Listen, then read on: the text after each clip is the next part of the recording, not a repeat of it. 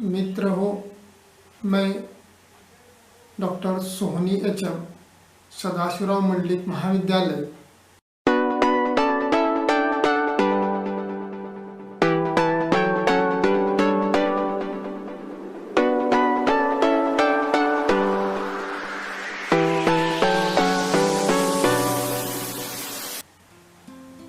मैं आज साहित्य जगत इस किताब में से एक कविता आपके सामने प्रस्तुत करना चाहता हूँ।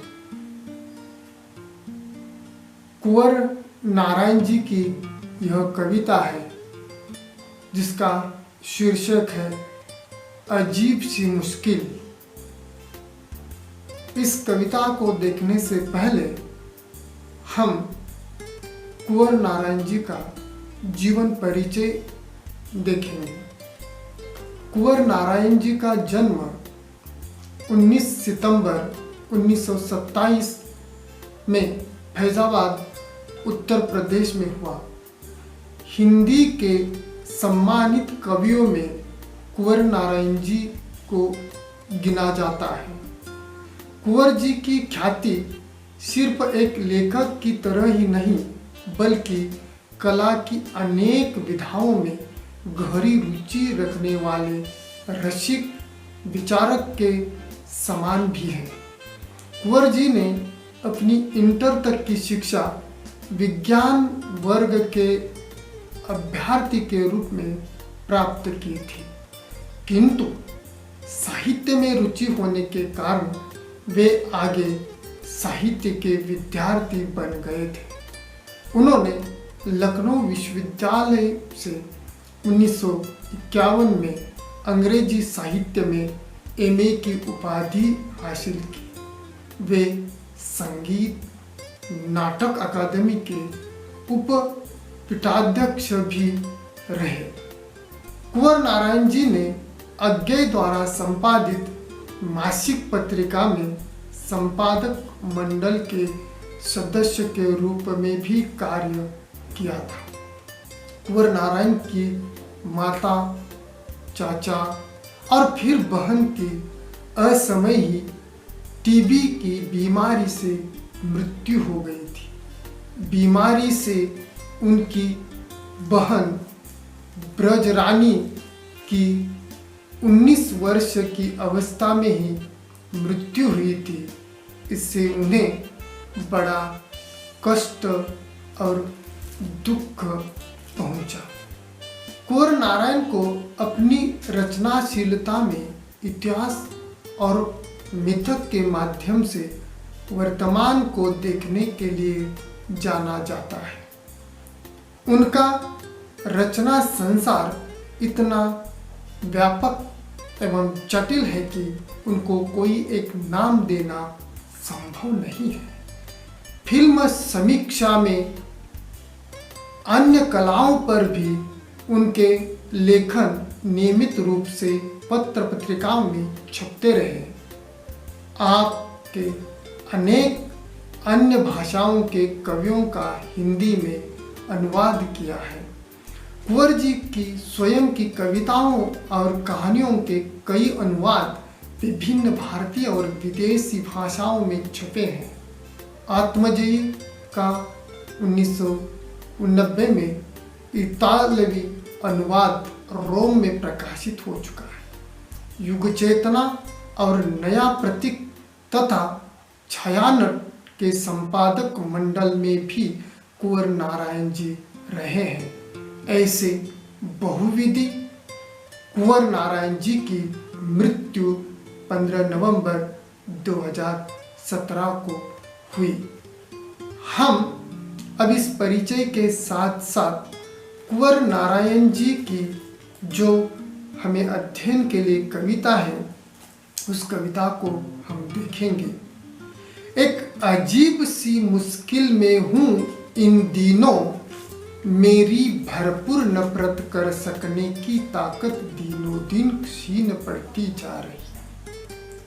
कुंवर नारायण जी ने अपनी इस कविता के अंतर्गत खास तौर पर आज के इस बर्बर समय में भटकती हुई मानसिकता को न केवल राहत देती हैं तो बल्कि यह प्रेरणा भी देती है कि दो पीढ़ियों के बीच समन्वय बनाए रखने का समझदार ढंग क्या हो सकता है।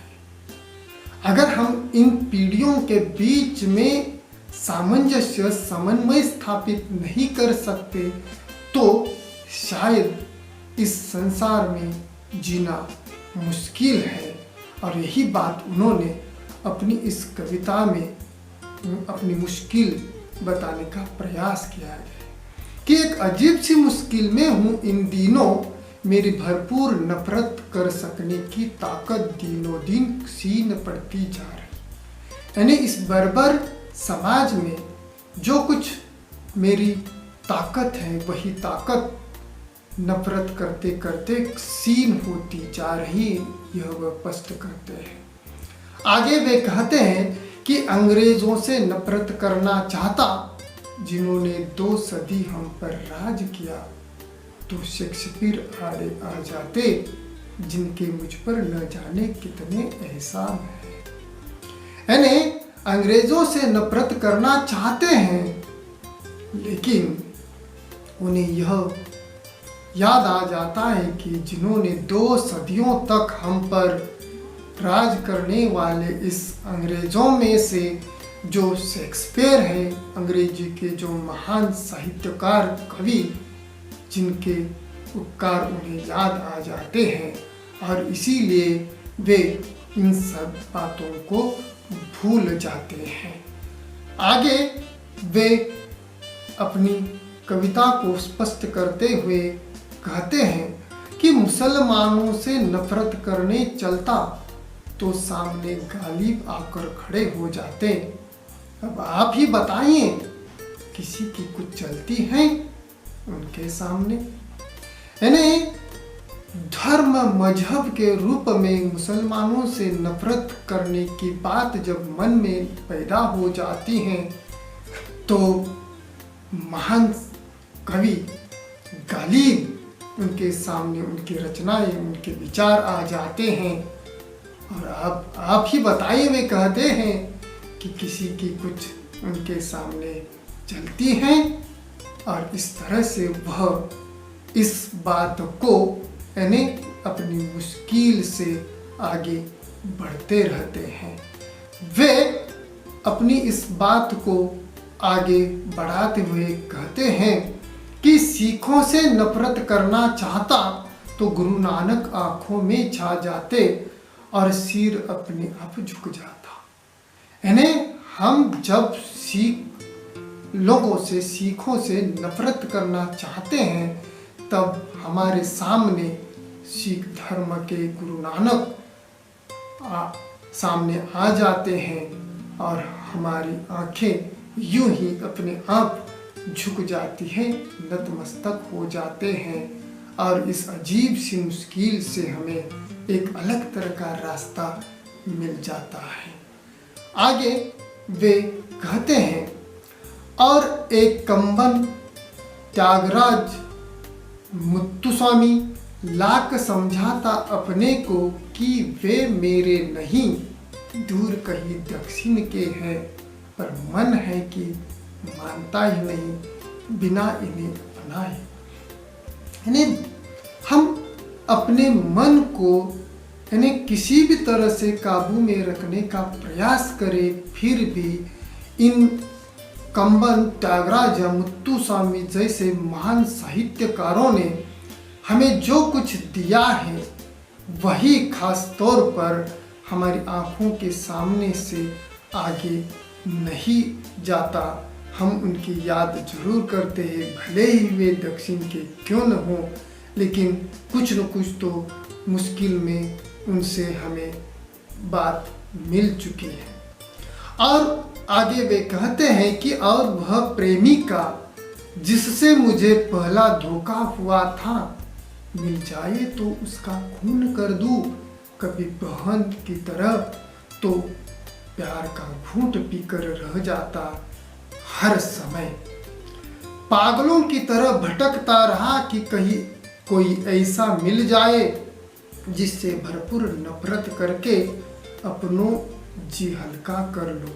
पर होता है इसका ठीक उल्टा। कोई न कोई कहीं न कहीं कभी न कभी ऐसा मिल जाता जिससे प्यार किए बिना रह ही नहीं पाता। यानी वह अपनी इस मुश्किल से बचने के लिए कई लोगों को, कई व्यक्तियों को याद करता रहता है और वह कह देते हैं कि वह प्रेमिका कि जिससे मुझे पहला धोखा हुआ था, वह अगर हमें मिल जाए तो मैं उसका खून कर दूं, लेकिन कभी कभी उसके सामने हमारा जो कुछ रिश्ता, नाता, पवित्र बंधन है भाई बहन का, उस प्यार भरे बंधन को याद कर देता है, तब वह उनकी की हुई गलती को माफ कर देता है। अब पागलों की तरह वह भटकता रहता है कि कहीं कोई ऐसा मिल जाए कि जिससे भरपूर नफरत करके अपनों जी हल्का कर। मानव का एक स्वभाव होता है, मानव भाव होता है कि वह कहीं न कहीं अपने दुख को, दर्द को किसी दूसरों के पास हल्का करना चाहता है, जिसमें वह अपना मित्र हो, भाई हो, बहन हो, माँ हो, इन सभी पवित्र रिश्तों में वह अपने दुख दर्द को बांटना चाहता है और इस मुश्किलों से वह बाहर निकलना चाहता है। इसीलिए वह इसे पाने के लिए पागलों की तरह भटकता रहता है। वह आगे कह देते हैं नारायण जी कि कोई न कोई कहीं न कहीं कभी न कभी ऐसा मिल जाता जिससे प्यार के बिना रह ही नहीं पाता। कभी न कभी तो हमें प्यार करने के लिए कोई न कोई अपना मिल जाएगा। इसी तरह से उसे ढूंढने का वह प्रयास पागलों की तरह करते रहते हैं। अतः इस अजीब सी मुश्किल के अंतर्गत कवि कुंवर नारायण जी ने अपनी अंतिम कड़ी में यह बताने का प्रयास किया गया है कि देखिए, दिनों दिन मेरा यह प्रेम रोग बढ़ता ही जा रहा और इस वहम ने पक्की जड़ पकड़ ली है कि वह किसी दिन मुझे स्वर्ग दिखाकर ही रहेगा। आखिर में वह यह कहना चाहते हैं कि दिनों दिन मेरा यह रोग, कौन सा रोग, यानी यह प्रेम रोग बढ़ता ही जा रहा है और वह वहम ने पकड़ी जड़ पकड़ ली है कि वह किसी दिन मुझे स्वर्ग दिखा कर ही रहेगी। यानी मानव अपने जीवन में स्वर्ग, नरक, इन भावनाओं को लेकर जीने का प्रयास करता है, लेकिन इन भावनाओं को लेकर जीते समय वह अपने मन में दो संकल्पनाएं, दो विचार सरणियों को साथ में लेकर जीने का काम करता है कि मैं अगर अच्छा काम करूं, अच्छा कार्य करूं तो मुझे स्वर्ग में जगह मिल जाएगी, मैं अगर बुरा कार्य करूं तो मुझे नरक में जगह मिल जाएगी। इसीलिए उन्हें भले ही इन सभी लोगों से, सभी व्यवस्थाओं से नफरत उनके मन में पैदा हो जाती है, फिर भी वह उस नफरत को अच्छाई में बदल कर कुछ न कुछ तो एक न एक दिन अच्छा हो जाएगा। इस संभावनाओं को लेकर कुंवर नारायण जी आखिर में स्वर्ग की मुक्ति का रास्ता पकड़ना पसंद कर देते हैं और इसी तरह से वह इस कविता के माध्यम से एक अजीब सी मुश्किल से वह बाहर निकालने का प्रयास करते हैं।